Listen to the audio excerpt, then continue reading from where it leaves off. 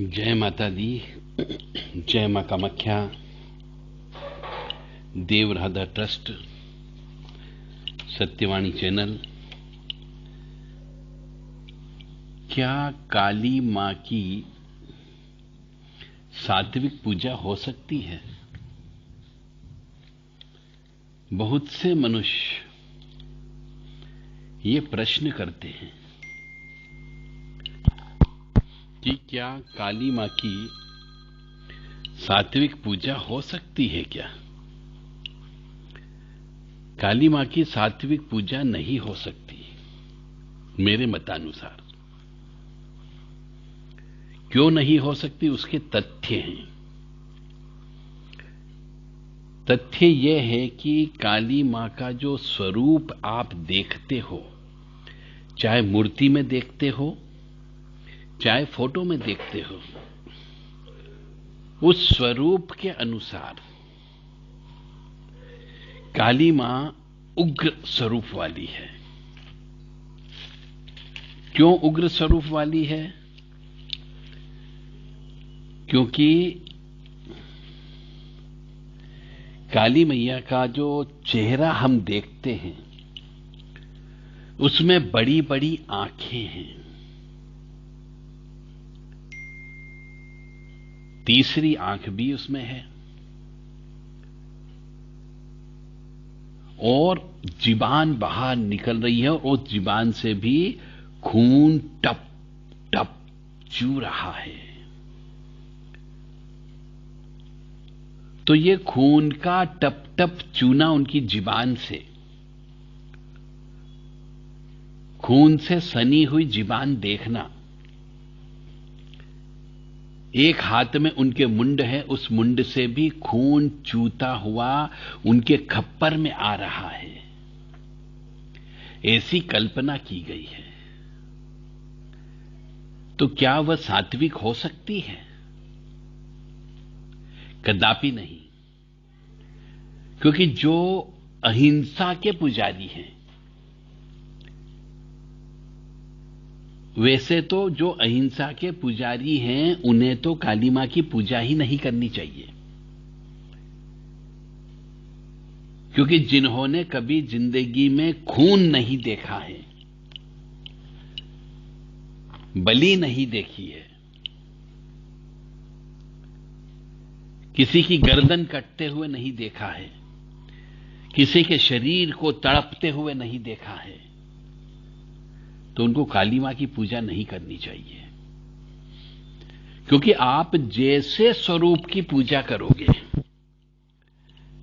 आपके मन में वैसी ही भावना उत्पन्न होगी और वैसी ही शक्ति आपके नजदीक उत्पन्न होगी, क्रिएट भी होगी।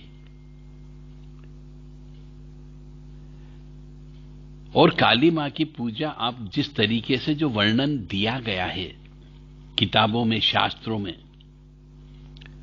शव रूढ़ा महाभीमा घोर दृष्टा हंसमुखी, तो जो शव के ऊपर विराजमान है,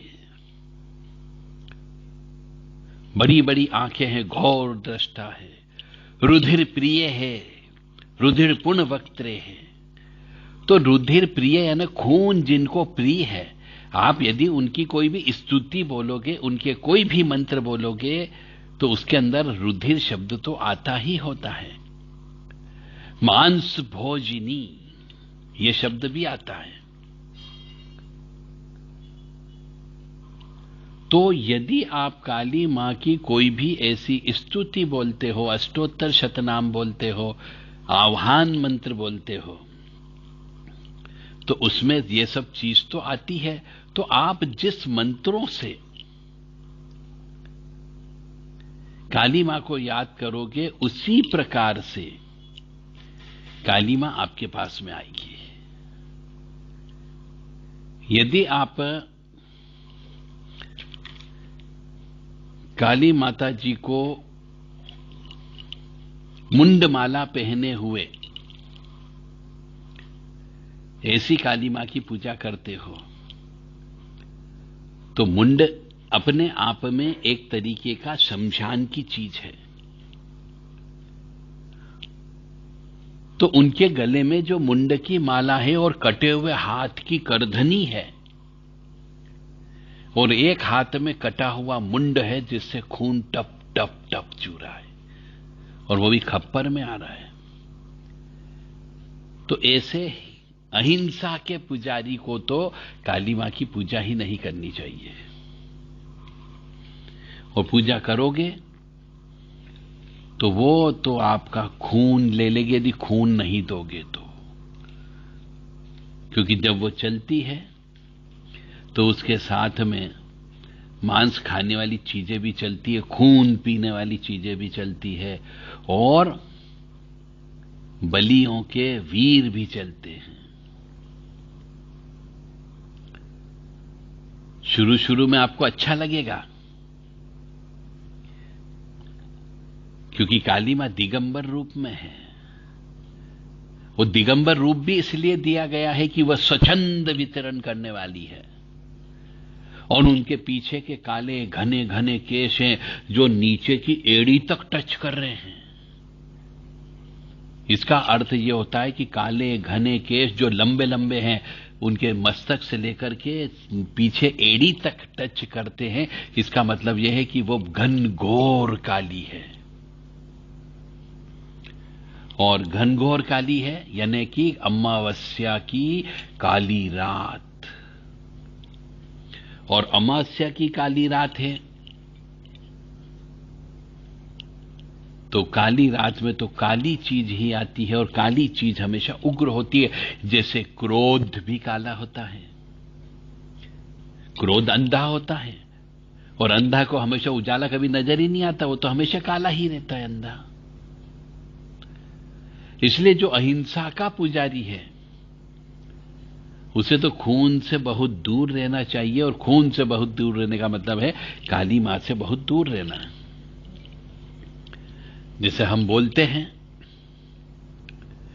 खड्गम चक्र गदेषु चाप परिदा शूलंब सुंडिम सिर शंखम संगधति करे स्त्रीनयनाम सर्वांग भूषाव्रताम नीलाश्मद्युतिमास्य पाददशकाम सेवे महाकालिकाम यामो अस्तो स्वपितो हरो कमलजो हंतुम मधुम केटभम। हम जब ये इस प्रकार का उनसे आह्वान करते हैं, उनका ध्यान बोलते हैं, तो उसमें भी यही चीज आ रही है कि काली महाकाली मां ने शंख चक्र गदा पदम धनुष ये सब चीज आयुध रख रखे और जिसके पास हथियार हो वो अहिंसावादी कैसे हो सकता है। और जिसने चंडमुंड का नाश किया हो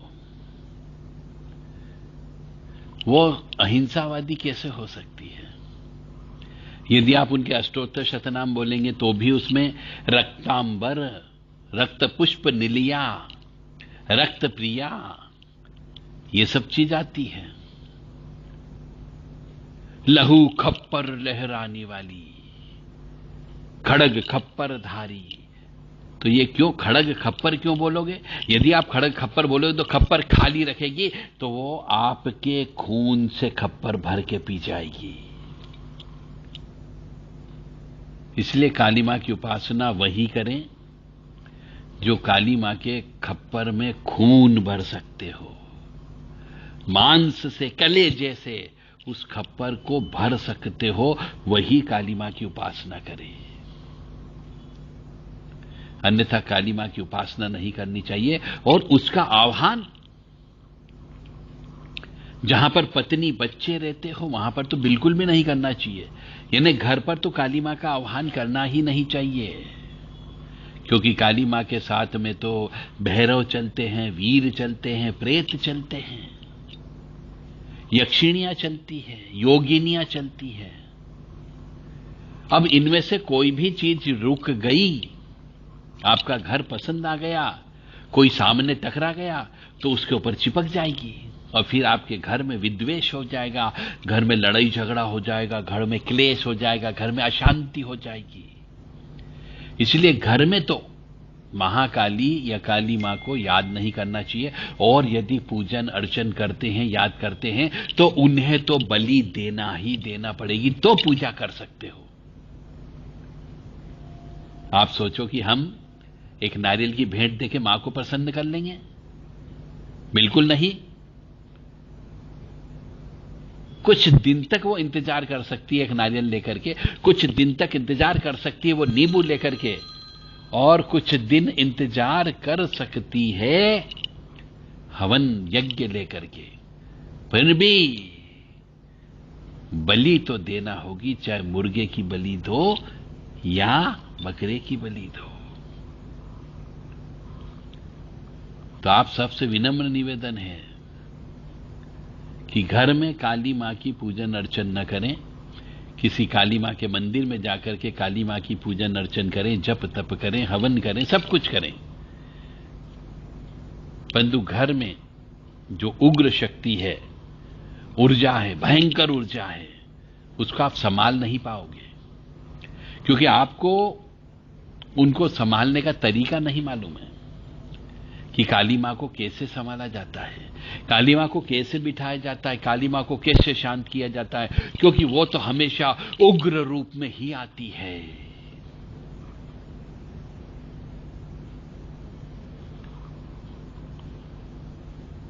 इसीलिए घर के अंदर मां भगवती जगत जननी दुर्गा मां की पूजा की जाती है, जो सौम्य स्वरूप में है।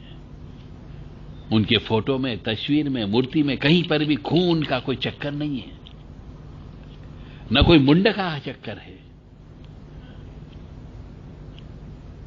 इसलिए आप घर परिवार वाले, पत्नी वाले, बच्चे वाले, संयुक्त हिंदू परिवार वाले, उन सबसे विनम्र निवेदन है कि वह घर पर काली मां की पूजा न करें। हां, यदि कोई व्यक्ति का तलाक हो गया है, विधुर हो गया है, घर परिवार का कोई सदस्य नहीं है, तो वह काली मां की पूजा कर सकता है। कोई विधवा स्त्री है, उसका भी कोई पारिवारिक नहीं है, तो वह भी काली मां की पूजा कर सकती है। कोई तलाकशुदा स्त्री है, पति से दूर हो गई है, बच्चे पैदा नहीं हुए हैं, वह काली मां की सेवा कर सकती, क्योंकि परिवार नहीं है। परंतु यदि परिवार है साथ में, तो काली मां की सेवा नहीं करें, और यदि करते हो तो बलि देना अत्यंत आवश्यक है।